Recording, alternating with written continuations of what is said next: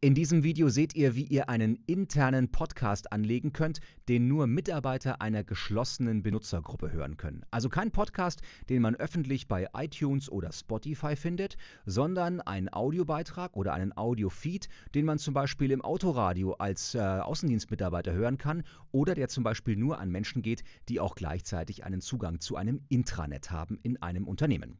Das Ganze funktioniert erstmal wie ein ganz normaler Podcast. Ich zeige euch das am Beispiel von Podigy.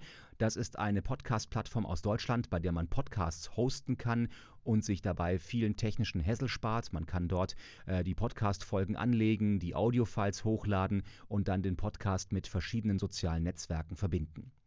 Es gibt bei Podigy aber auch noch einen Business-Tarif, der kostet ein bisschen mehr Geld und dann könnt ihr quasi auch einen sogenannten geschützten Podcast anlegen und diese Episoden nur zugänglich machen für Leute, die mit einem Benutzernamen und einem Kennwort sich einloggen können.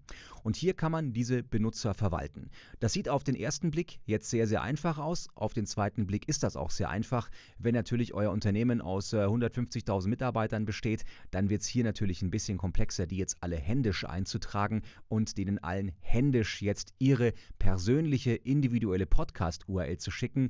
Deswegen gibt es bei Podigy eine sogenannte Programmierschnittstelle, eine API, die man dann mit seiner eigenen Benutzerdatenbank aus dem Intranet im besten Fall verbinden kann. Da wird es dann technologisch ein bisschen aufwendiger, aber diese Funktion ist vorhanden.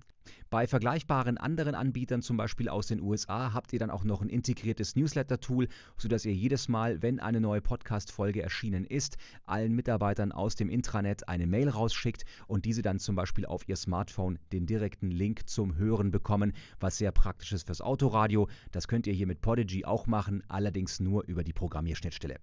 Ja, kleiner Blick in die Plattform. So einfach ist es. Wenn das alles dann angelegt ist und euer Podcast quasi geschützt ist, dann könnt ihr die ersten Audio-Files hochladen und könnt eure Audiodateien dann veröffentlichen. Und diese können dann nur von Nutzern gehört werden, die sich eben hier mit ihrem Benutzernamen und ihrem Kennwort einloggen.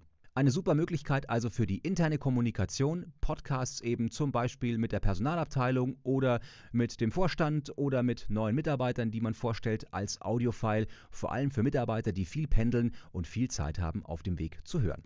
Wenn das genau das ist, was ihr braucht, dann schaut bei mir im Podcast-Seminar vorbei oder bucht euch einen persönlichen Termin bei mir unter pretorius.com/Termine. Viel Spaß!